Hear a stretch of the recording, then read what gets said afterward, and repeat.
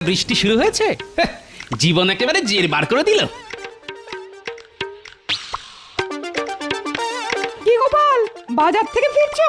হাতে বাজারের থলি নিয়ে আর কোথা থেকে ফিরবো বলুন তো? তা কি কিনলে বাজার থেকে? বোঝো এবার, এরপর হাজার প্রশ্ন করবে। ওই কিছুটা শাক পাতা আর কটা কই মাছ। ভালো ভালো, তা কই মাছ দিয়ে তেল কই হবে নিশ্চয়ই। তেল কই হবে নাকি কই তেল হবে সেটা একমাত্র আমার অন্দরমহলের সাম্রাজ্ঞী বলতে পারবেন। তা এই বর্ষার মধ্যে আপনার ছাতা কই? নদীতে স্নান সেরে ফিরছি যে, তাই ভিজলেও তেমন ক্ষতি হবে না। অ তা গোপাল, বাদলায় কাটছে কেমন? তা এক প্রকার খাসা। ঘরের বাইরে বেরোলেও ছাতা, আবার ঘরের ভেতর থাকলেও ছাতা। কেন কেন, ঘরের ভেতরে ছাতা কেন? চাল দিয়ে জল পড়ে বুঝি?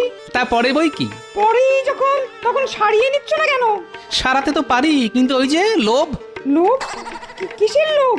ঘরের ভেতর ছাতা মাথায় দিয়ে বসে